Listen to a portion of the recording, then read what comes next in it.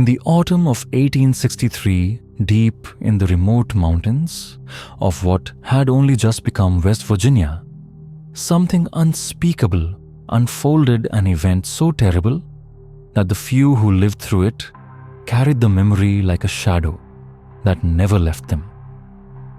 It should have been a night of celebration, the wedding of Martha Carver.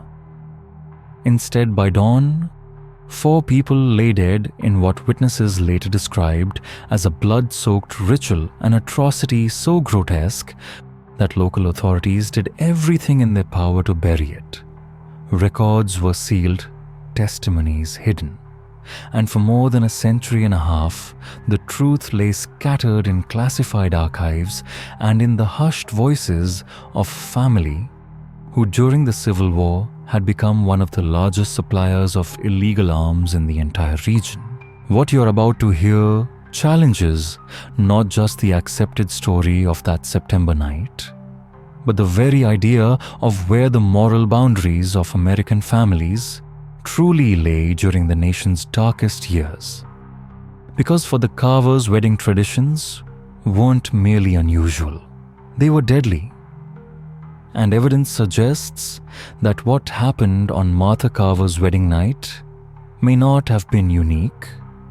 Similar rituals may have played out quietly across other states throughout the 1860s. Before we step into the tangled story of the 9 Carver siblings and the blood-stained legacy they left behind, let me pause for a moment. If forgotten chapters of American history, family secrets and dark truths intrigue you, you may want to subscribe and ring that notification bell. Here we dive deep into the mysteries most textbooks prefer to skip. And I'm curious, where are you listening from tonight? Let us know in the comments. It's always fascinating to see how far these stories travel. Now let us return to those mountains where the Carver family compound rose like a fortress above the rugged hills of what is now Pocahontas County. In 1863, the region was still raw-scarred by the fracture of statehood and the bitter divisions of war. Only months earlier, West Virginia had split from Virginia, and the mountain passes became havens for smugglers, deserters, and outlaws. It was here that the Carvers thrived. The 9 siblings, Ezekiel, Jeremiah, Caleb, Silas, Abraham, Martha, Rebecca, Judith, and the youngest, Sarah, controlled a hidden empire. The network of caves, abandoned mine shafts, and narrow ridges stretched across 3 state lines. Ezekiel, the eldest, inherited both the family's timber trade and its darker dealings after the mysterious death of their father Morai in 1859. Descriptions of Ezekiel paint him as a man who could quiet a room with a single glance, his piercing grey eyes and commanding presence leaving no room for disobedience.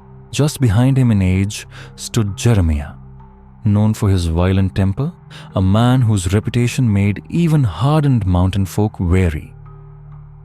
The Carver sisters, meanwhile, held power of their own. Martha at 28 had already buried 2 husbands, both deaths written off as mining accidents. Rebecca, 26, ran the family's timber interests with a severity that rivaled any general. Judith, 24, managed the family's network of spies and informants. And Sarah, still only 19, possessed an intelligence so sharp it unsettled even her siblings, yet they wielded it as a tool in their negotiations. Their compound was more than a home. The imposing 3-story stone house anchored a series of outbuildings, each tied to their operations. Beneath it all, hidden in the mountain itself, stretched vast chambers, underground vaults, where weapons, ammunition, and contraband were kept before being sold to whoever had the coin, Union or Confederate alike. The Carvers were loyal to no flag. They sold death impartially, and profit was their only allegiance. By that autumn of 1863, their empire was at its height. The war had driven demand for weapons to a fever pitch, and their position along smuggling routes made them indispensable to suppliers on both sides. Yet, with power came danger, and paranoia seeped into the very foundations of the family. The Carvers developed ruthless methods to guard their secrets and to silence anyone who might threaten them.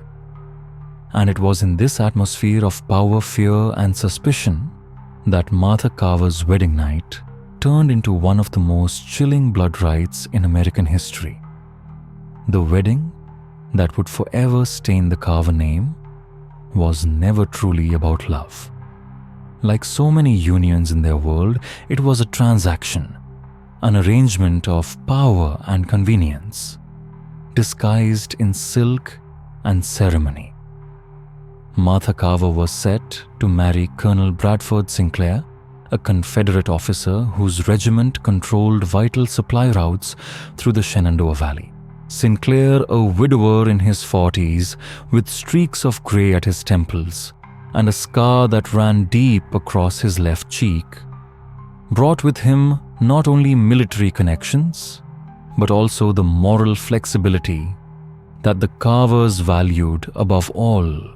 The courtship was brief, calculated, and without pretense. Sinclair needed weapons for his depleted and desperate men. The Carvers needed military cover and insider intelligence about Union movements. Marriage was the most effective way to bind these mutual interests.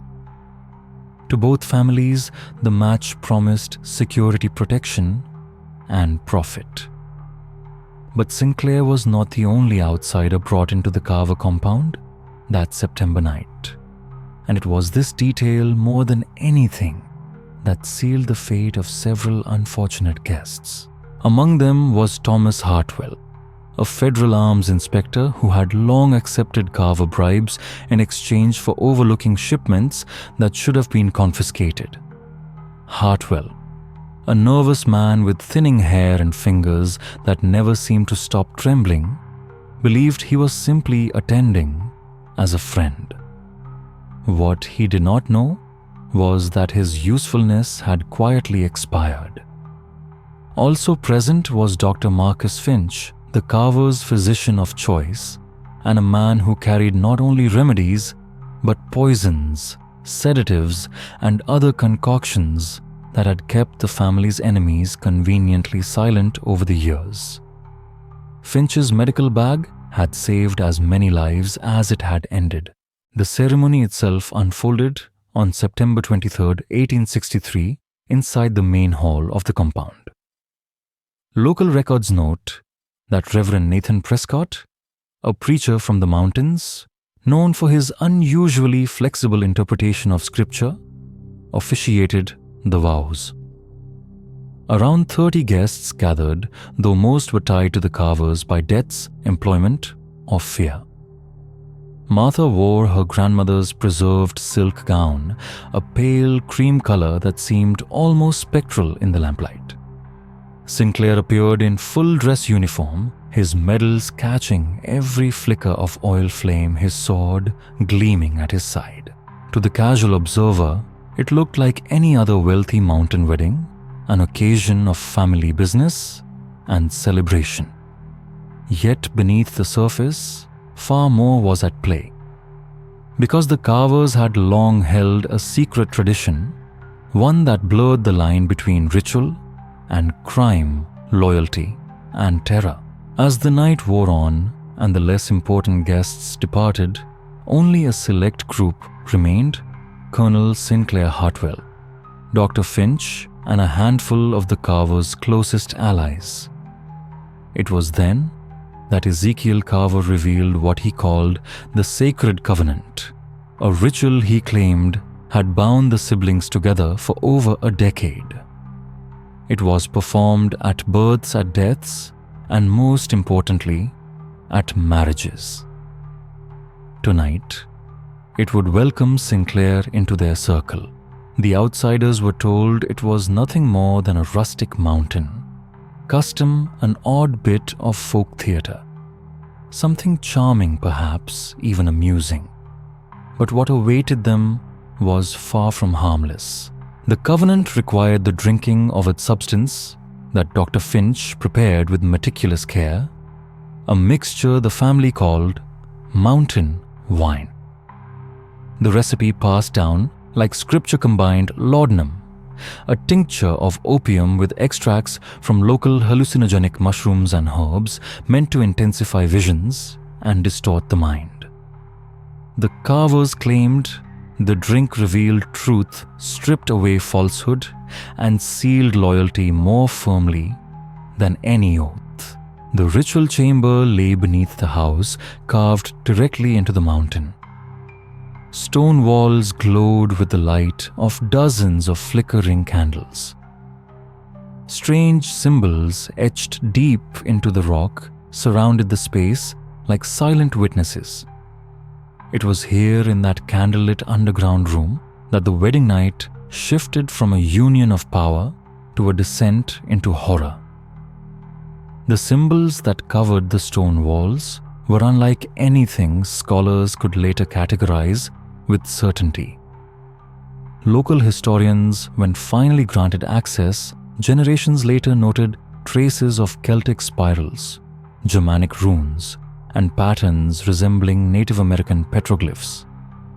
It seemed to be a patchwork of influences reflecting the fractured but intertwined heritage of mountain families who had drifted into these hills over the last century. As midnight drew near, the chosen participants gathered in a circle around a massive wooden table etched with its own elaborate carvings.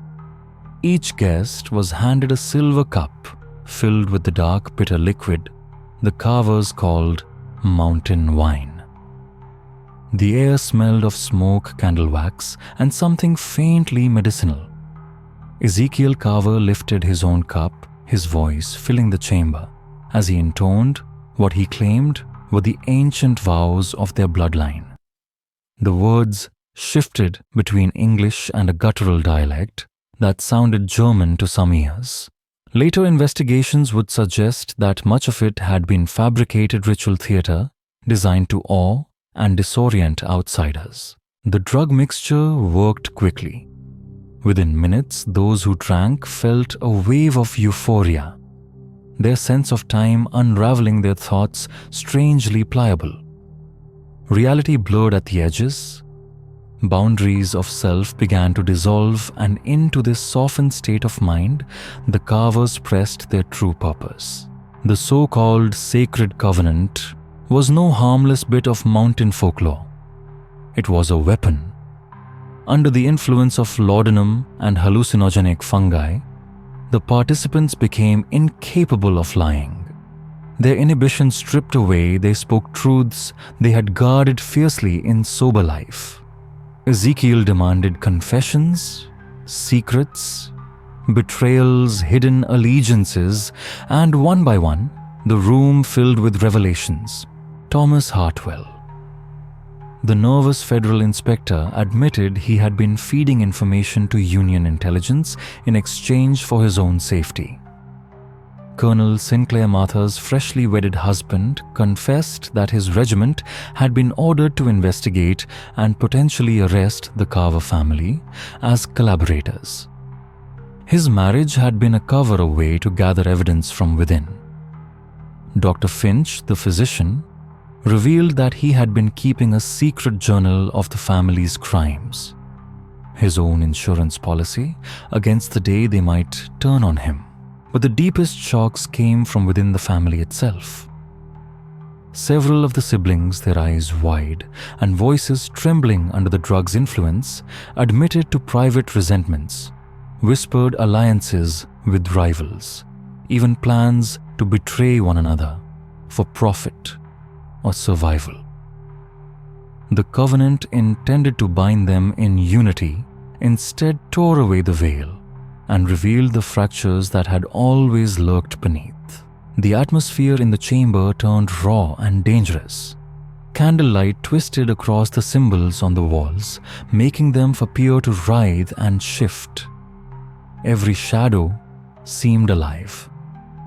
The drug did not only expose secrets, it amplified emotion, stripping away reason, inflaming rage and fear in equal measure.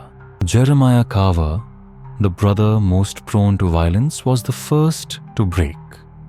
The revelations confirmed his darkest suspicions that spies and traitors surrounded them.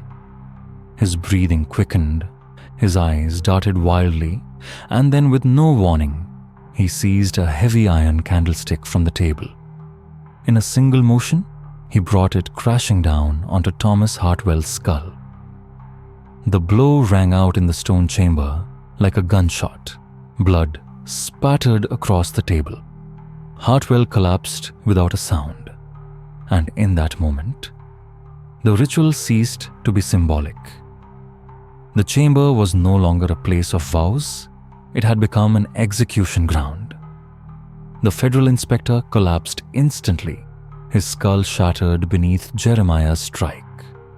Blood spread quickly across the stone floor as his body convulsed in its final, twitching spasms. The sharp crack of bone breaking seemed to tear open something primal inside every drug-altered mind in that chamber. Martha Carver, the bride herself, her gown already stained from the frenzy, reached beneath the folds of silk and drew a long, narrow blade concealed in her dress. With shocking precision, she drove it deep between Colonel Sinclair's ribs before he could even comprehend the chaos erupting around him. The officer staggered backward, eyes wide in disbelief, clutching at the wound as his uniform turned crimson. His wedding night had become his execution. Dr. Marcus Finch, horrified, attempted to flee toward the narrow doorway. But Caleb and Abraham, their paranoia, stoked into madness, intercepted him. Convinced he intended to betray them, they dragged him back into the circle.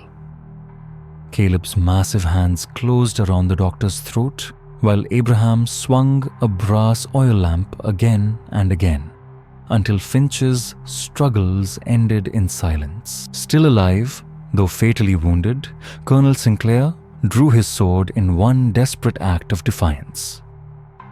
The blade slashed across Judith Carver's arm as she lunged, spilling her blood across the symbols carved into the walls. Her scream, half agony, half rage, ignited the frenzy. The siblings descended on the colonel as if he were prey, their collective violence tearing him apart before the flames of the candles. The chamber became an inferno of blood and shadow. The carved symbols ran red as gore splashed across the walls, the mingled scents of iron smoke and sweat saturating the air. For the Carvers trapped in the grip of laudanum and hallucinogenic visions, the violence felt both vividly real and eerily dreamlike, an unending nightmare they themselves were creating.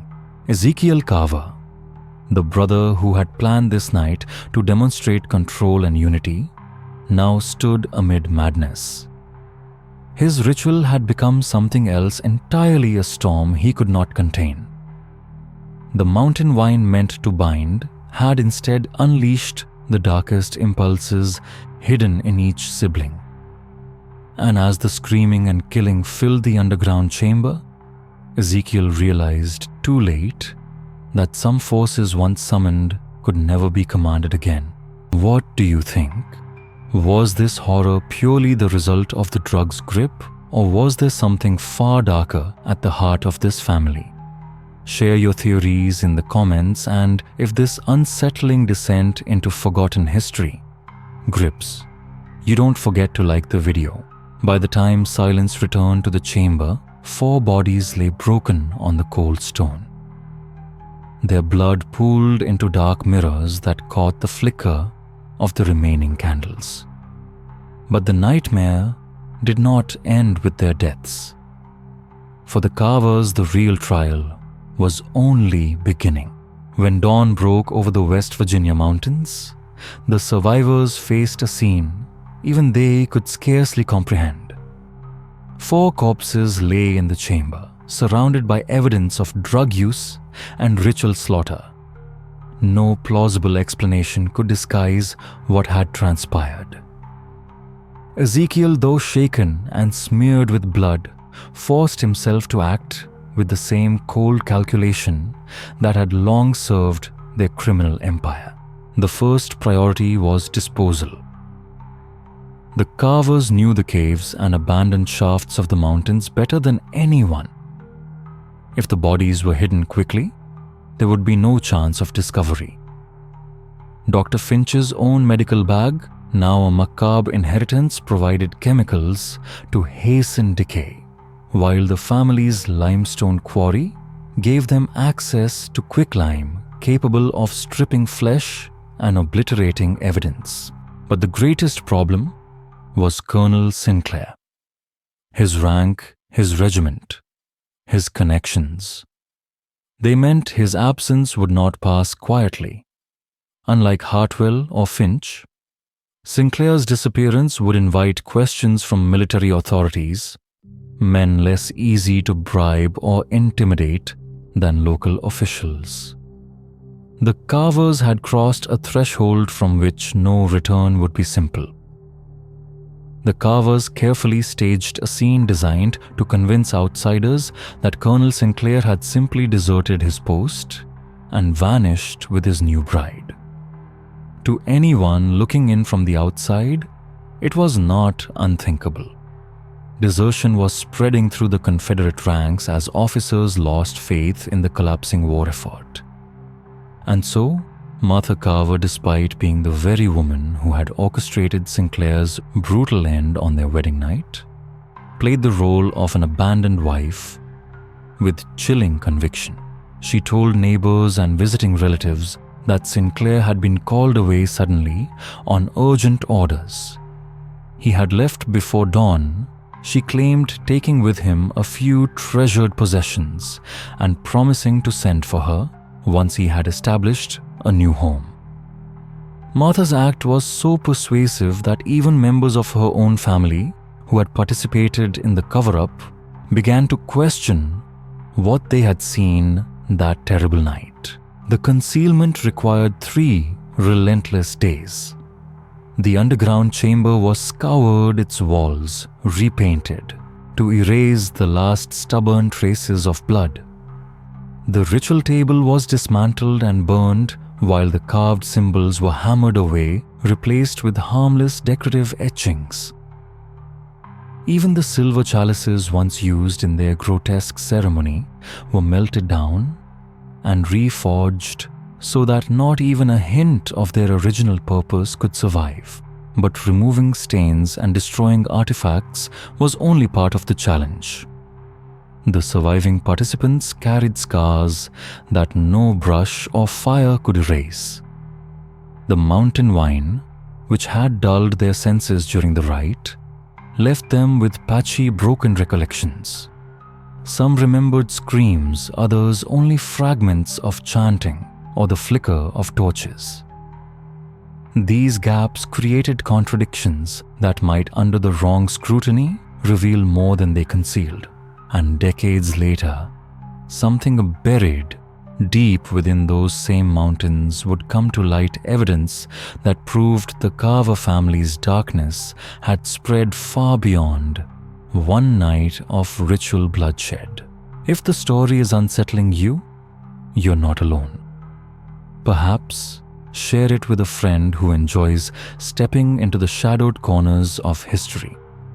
And if you'd like to keep following these mysteries, a quick tap of the like button or a subscription ensures you won't miss what comes next.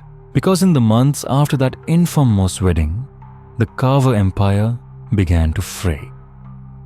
The siblings had long lived with a fragile kind of trust, but now even that thin thread unraveled. Each carried their own torment. Jeremiah Carver, the brother who had first raised his blade against Thomas Hartwell, descended fastest. Nightmares gripped him. He woke sweating, certain the dead were whispering in his ear. In daylight, he often froze, staring at his hands as if the stains of blood were still there. Business meetings turned volatile when he accused partners of being spies or deserters. Martha's unraveling took another form. She became convinced that Sinclair's ghost haunted the family compound. At night, she wandered the halls with candles, whispering incantations, leaving food offerings in corners where she swore she had glimpsed him standing. She burned his uniforms and personal effects in secret ceremonies. Rituals meant to calm a spirit, she believed, would not rest. As paranoia deepened, their once profitable network collapsed. Lucrative contracts were refused because every new face looked like a federal investigator. Officials who had once taken bribes found themselves cut off, their loyalty questioned. Business partners walked away after being accused of betrayal. By the spring of 1864, the Carvers' fortunes had withered. The war's end was drawing near, and the desperate need for smuggled weapons was fading. They sat on piles of guns and ammunition that no one wanted to buy. Their timber business, once steady, now faltered as military and civilian projects alike ground to a halt. And more dangerous than financial ruin was the growing pressure from federal agents' authorities who had begun to take an interest in the family's shadowed dealings. The disappearance of Thomas Hartwell, the federal arms inspector who had quietly accepted bribes from the Carver family, did not vanish into silence. It triggered something far more dangerous: an investigation by Union intelligence. The Carvers had buried the evidence of his murder well enough, but money has a way of leaving footprints. Hartwell's financial records betrayed him, and in doing so, pointed toward the Carvers. The man assigned to unravel this case was Captain William Sterling, a former Philadelphia police detective who had sharpened his instincts on city streets long before the war. Now serving Union intelligence, he had built a reputation for precision and persistence. To men like the Carvers, Sterling was not simply a threat. He was the embodiment of federal authority. They could neither bribe nor intimidate. Sterling began, as he always did, with paper. Hartwell's ledgers revealed more income than any government salary could explain.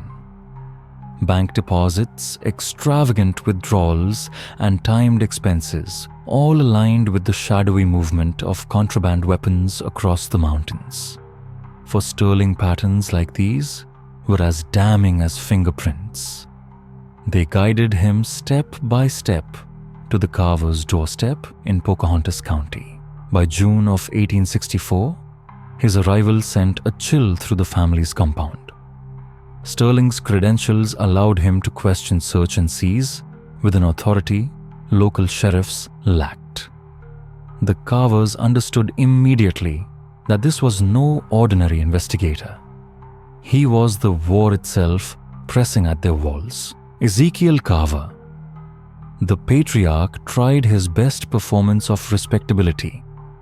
Twice he met Sterling face to face, playing the part of a cautious businessman who claimed to have dealt only in legitimate surplus goods.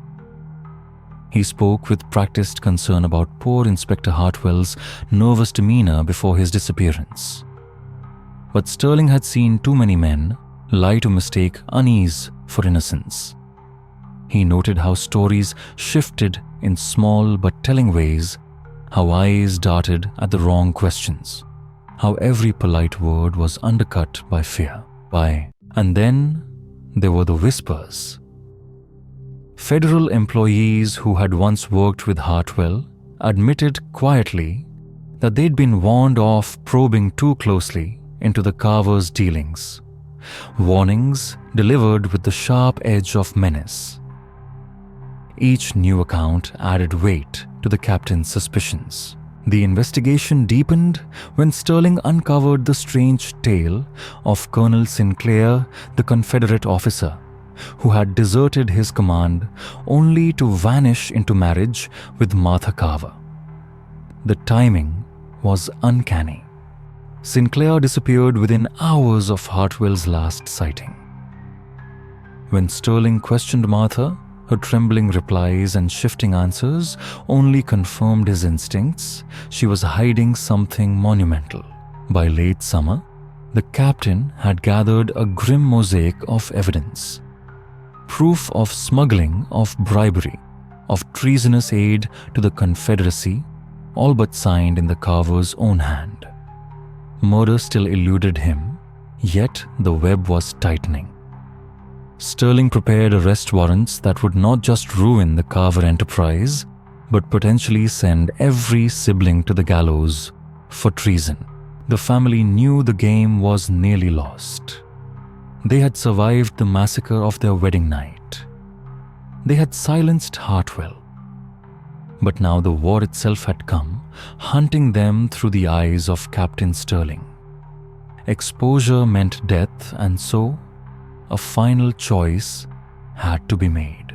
In August of 1864, as Sterling prepared to strike, the 9 siblings gathered and agreed on a desperate course they named their final covenant. It was not merely a plan, but a gamble against history itself. Escape or destruction, nothing in between. And here, listener, is where their story turns from crime into legend. The Carver family's final covenant was a plan born of desperation. Its centerpiece was a single devastating explosion, an inferno that would obliterate all trace of their crimes while making it appear they had perished in a tragic accident. Their smuggling empire had given them stockpiles of black powder and explosives along with the underground storage knowledge to stage such a blast with convincing precision. But the Carvers never intended to die that night. The fire was meant as a mask. While the world believed them dead, they would vanish south, crossing into Mexico, where other Confederate officers and Southern loyalists had already fled. All summer, they had been quietly transferring wealth gold silver heirlooms to hidden caches. The stage was set for an escape from which they would never return. Yet, the family was already unraveling. Jeremiah Carver, the brother, most haunted by their wedding night massacre, demanded to return to the ritual chamber below their compound. He claimed he had to seal the covenant with the spirits of their victims before the family could leave. His siblings pleaded with him, but fear of his violence kept them from pressing too hard. On August 15, 1864, Jeremiah disappeared into the caves. By dawn, he had not returned. His brothers descended to search for him and found a sight so grotesque it chilled even their calloused hearts. Jeremiah lay lifeless in the ritual chamber, his body covered with self-carved inscriptions, the names of the victims etched into his chest and arms. Around him burned the guttering remains of candles and bowls of the intoxicating mountain wine. His breakdown had consumed him. His death forced the other's hand. There was no more time for perfection. Sterling was closing in. Their strongest blade had turned against himself. And so, on the night of August 16th, the family gathered to ignite the powder stores beneath their ancestral home. The blast came at midnight. It tore through Pocahontas County with apocalyptic force, shattering windows 5 miles away, echoing across the ridges into Virginia. Flames clawed hundreds of feet into the sky. Where the Carver compound once stood, there was only a crater, smoldering timbers, and a column of smoke rising into the dark.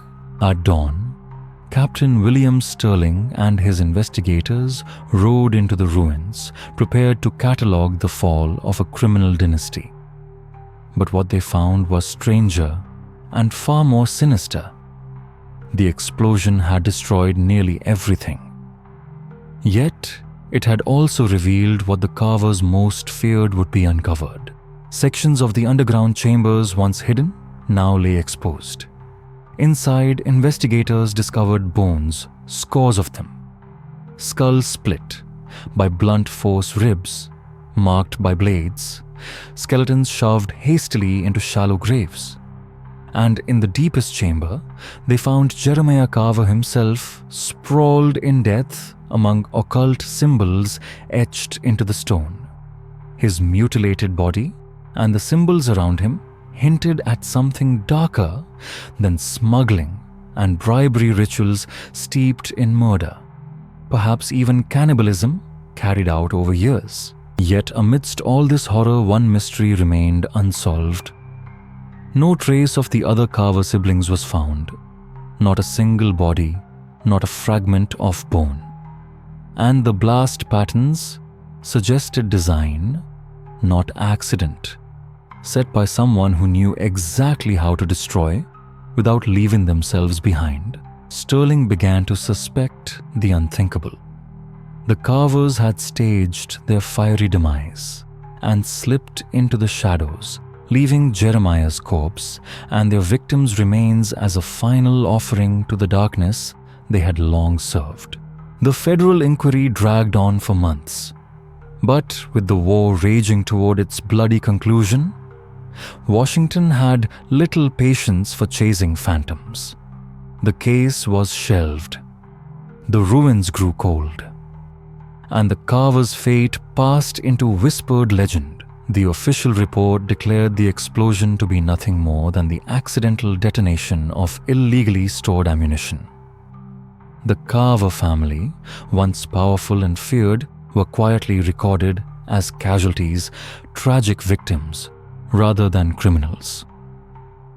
Yet the people who lived in the shadow of those mountains never believed it.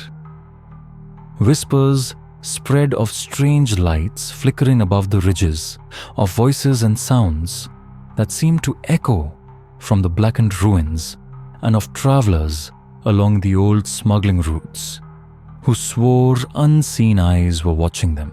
The Carver name hardened into legend, spoken of as a curse, a warning, a story told to children about greed, corruption, and the terrible price of betrayal. But what Captain Sterling and his investigators never uncovered was this: 5 of the 9 Carver siblings had not perished that night. They had slipped through the chaos, crossed the wilderness, and escaped into Mexico as they had planned all along. Martha, Rebecca, Judith, Sarah, and Abraham arrived at the border within days, armed with forged papers and hidden wealth carefully hoarded over the years. Survival, however, proved a hollow victory. Freedom brought no peace. The siblings, bound together by blood and by bloodshed, found themselves incapable of trust. Every conversation was edged with suspicion, every glance heavy with betrayal. It did not take long for the family to unravel. Within 2 years, Sarah Carver was found lifeless in a Mexico City hotel, a glass beside her bed laced with poison. Rebecca vanished en route to California, leaving no trace behind. Martha, consumed by guilt over her husband's death, sought refuge in religion. She cloistered herself in a convent where the sisters whispered of her night terrors and her muttered confessions. She died in 1889, still haunted by visions of her wedding night. Judith fared somewhat better. Under an assumed name, she built a modest business in Texas. Outwardly, she lived quietly, but her neighbors knew that sometimes, in the dead of night, she would wake screaming about candles and blood. Only Abraham seemed to truly remake himself. He settled in Arizona territory, raised cattle, rose to respectability, and even served as a legislator. Yet his journals discovered after his death in 1904 revealed a man carrying a secret burden. Abraham confessed that the Carvers' infamous wedding massacre had not been an isolated outburst, but one of many. Their so-called covenant had been renewed again and again, each ritual fueled by narcotics and ending in death. The underground chambers beneath their compound, he wrote, held the bones of at least 15 victims, partners, witnesses, and even kin who threatened betrayal. And the Carvers were not alone.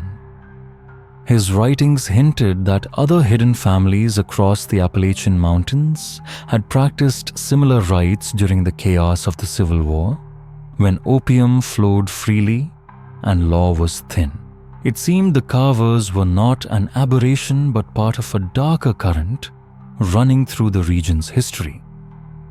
And just when it appeared that time had finally buried their story, the mountains gave up a terrible reminder. In 1923, miners in Pocahontas County opened a new shaft and broke into a section of the old Carver tunnels, miraculously preserved despite the explosion of 1864 and 6 decades of decay. What they found turned rumor into fact. Bones fractured and scarred by violence lay scattered across the floor. Ritual tools and crude drug equipment were abandoned in place. Symbols carved into stone matched descriptions in the sealed federal reports. Most damning of all was a rusted metal lockbox. Inside, carefully preserved, were ledgers of the family's crimes, names, dates, and the chilling record of every so-called covenant ceremony the Carvers had performed. The discovery in 1923 did more than unearth forgotten relics. It gripped the entire nation. Newspaper headlines screamed of America's most evil family and the mountain devils of West Virginia. The tale spread like wildfire across the roaring 20s, an age when Americans seemed almost enthralled by stories of crime, corruption, and shadows cast by the nation's past. But what made this discovery so unsettling wasn't just the gruesome history it revived, it was the evidence it carried about the reach of the Carver family's influence. Inside that weathered lockbox were documents that painted a picture far darker than mere arms smuggling. The Carvers had been implicated in human trafficking, orchestrated murders, and what looked like the calculated corruption of officials across multiple states. Letters and ledgers hinted that their power was not isolated to one family alone, but was part of a broader criminal network that wound through the Appalachian region during the Civil War years. And here's where it turns chilling. The documents described rituals fueled by drugs eerily similar to the so-called sacred covenant that bound participants to secrecy and loyalty. Violence wasn't random. It was ritualized. The infamous wedding night massacre of 1863. It may have been just one episode in a cycle repeated by multiple families across multiple states in patterns of blood and silence. State investigators tried to follow the threads, but most evidence was already too old for courts to pursue. Still, their research uncovered a pattern that was impossible to ignore. Families in Virginia, Kentucky, and Tennessee, prominent families, respected families, had histories shadowed by sudden disappearances, suspicious accidents, and unexplained wealth in the 1860s. Officially, nothing could be proven. But unofficially, the similarities to the Carver crimes were too precise to dismiss, and there was another revelation. Some descendants of these families had risen to powerful positions in politics and business. While investigators couldn't say these modern figures knew anything of their ancestors' actions, they did notice that some were strangely resistant to efforts aimed at preserving Civil War-era records or revisiting long cold cases. Almost as though the past itself was safer when buried. Nearly 3 decades later, in 1952, the final and perhaps most haunting piece of the puzzle emerged far from the mountains of West Virginia. Mexican authorities reached out to their American counterparts with a deathbed confession from an elderly woman named Maria Esperanza. Maria had once worked as a housekeeper in a convent in Mexico City, serving none other than Martha Carver during the fugitive sister's final years. According to Maria, Martha had been consumed by guilt. In the quiet hours before death, she had confessed everything. The massacre, she said, had not been an isolated crime. It was one of many, each carried out under the influence of a ritual taught to the Carvers by a wandering occultist in the 1850s. This mysterious traveler, his name lost to Martha's memory, had claimed he could teach families the secret of power over life and death. For a price, he shared a ritual blend of narcotics, hallucinogens, and ceremonial practice he had gathered during journeys through Europe and Asia. The Carvers had embraced it, and so had others. Martha's confession also revealed the fates of her siblings. Rebecca, she said, was murdered by Judith in a dispute over hidden wealth. Sarah was poisoned by Abraham when she threatened to return to America and confess. The family, once united by blood and secrecy, had finally devoured itself in paranoia and betrayal. When Maria's testimony was turned over, it came with physical evidence. She had kept a silver locket bearing photographs of the 9 Carver siblings. And even more chilling, she preserved a dried sample of the so-called mountain wine, the intoxicating brew central to their rites. Modern chemical analysis confirmed it, opium, hallucinogens, and other substances that would indeed induce the delirium and obedience described in surviving witness accounts. And so the Carver saga came to an end not with a trial, but with whispers carried across decades, oceans, and borders. Today, the site of the Carver compound in West Virginia is marked only by a small, nondescript historical plaque. No mention of blood, no mention of ritual, no mention of the family whose crimes, if true, remain some of the darkest chapters in American history. But perhaps, as you listen tonight, you wonder, as many historians still do, whether the Carvers were truly unique, or whether other families, still hidden in plain sight, carried on the same legacy beneath the polished surface of American respectability. The disappearance of Thomas Hartwell, the federal arms inspector who had been quietly pocketing bribes from the Carver family, set off a chain reaction the clan could not fully control. When Hartwell vanished, Union intelligence officers were compelled to investigate, not because they mourned his absence, but because his sudden silence left financial shadows too sharp to ignore. The Carvers had managed to bury the evidence of his murder. What they could not bury were the numbers. Paper trails, deposits unexplained. At the center of the inquiry stood Captain William Sterling, a former Philadelphia detective who had traded the streets of the city for the shadow war of Union intelligence. Sterling's reputation preceded him. He was deliberate, relentless, immune to charm or distraction. Where others were satisfied with rumor, Sterling demanded proof, and once he fixed his attention on a subject, escape was nearly impossible. For the Carvers, his presence was far more dangerous than 100 law.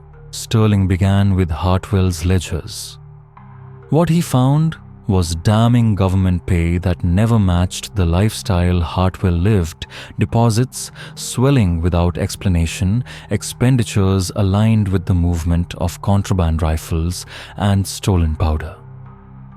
Every column of numbers seemed to point toward the same conclusion, that a powerful family in the West Virginia mountains was supplying weapons and information to enemy hands.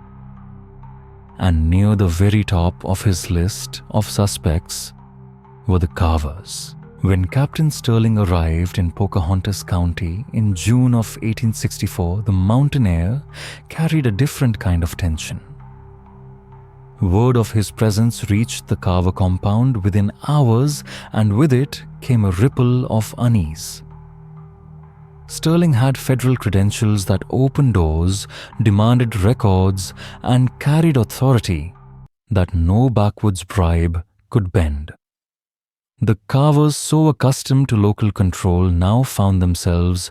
Ezekiel Carver, patriarch and strategist, met with Sterling twice during those tense early days. Outwardly, he played the role of a respectable trader, a businessman who dabbled in surplus arms only through legal channels. He spoke with practiced calm about his concern for Inspector Hartwell, even describing him as distracted and nervous during their final encounter. But Sterling had heard every variation of that story before. Behind Ezekiel's polished answers, he saw the cracks, contradictions in timelines, strained expressions, the nervous silence that falls between guilty men. The deeper Sterling pressed, the more dangerous the story became. He uncovered hints that federal officials who had once tried to follow Hartwell's trail had themselves been warned away, always with the same shadow of threat hanging in the air. The Carver's reach was longer than most families could imagine. Yet for the first time, they were dealing with an opponent who could not be. Suspicion hardened when Sterling examined the sudden disappearance of Colonel Sinclair, the Confederate officer who had reportedly deserted to marry Martha Carver. The timing was damning. Sinclair vanished on the very night Hartwell was last seen. Sterling, methodical as ever, knocked on Martha's door. Her trembling hands, her halting voice, her shifting explanations all betrayed far more than she intended. What had, by midsummer, the captain had assembled a portrait of the Carver enterprise more complete than anyone had dared imagine. The murders were still shadows, but the crimes he could prove were staggering. Smuggling of weapons, bribery of federal officers, collaboration with enemy soldiers. In wartime, such charges were not merely criminal, they were treason. And treason meant the noose. The Carvers felt the walls closing in. The years of careful survival, outliving massacres, silencing witnesses, weaving their empire of fear, were unraveling under the steady pressure of one federal investigator. They knew that once Sterling signed the warrants, their legacy would end, not in wealth or power, but in char. So in August of 1864, with Sterling preparing to strike, the Carvers struck first. They called it their final covenant, a plan born not of triumph, but of desperation. It would be, as one of the siblings later whispered, either their escape into legend or their descent into oblivion. And here, dear listener, is where their story bends, from history into something close. The official record reduced Detective Hayes' death to the simplest of explanations, a suicide. Stress money troubles the strain of years spent chasing dangerous men. That was the verdict committed to paper. But those who had spoken to Hayes in his final days remembered something very different. He had been buoyant, speaking of progress in his investigations, of witnesses he intended to shield, of breakthroughs just within reach. His words carried energy and certainty, which is why his sudden death felt less like tragedy and more like a silencing soon after his files disappeared. Territorial authorities moved quickly, insisting they were tied to ongoing matters. When New Mexico gained statehood in 1912, the same files were reportedly swept away in a clerical purge. Yet the whisper persists that this was no accident. Some suggest the destruction was deliberate, protecting families who had scrubbed their bloodied origins and risen to wealth, office, and prestige. So we are left in the half-light of speculation with questions too heavy to settle. Were the Carvers an isolated horror, a single monstrous clan? Or were they part of something larger? One link in a hidden chain of organized brutality that threaded itself through the new nation. The Civil War had left chaos in its wake, and chaos provided cover. Arms, narcotics, and desperate human lives flowed like contraband, unregulated, unseen. Within that murk, men like the Carvers found not just survival, but opportunity. And perhaps most chilling of all, it was not only their deeds, but their methods that endured. The blood oath.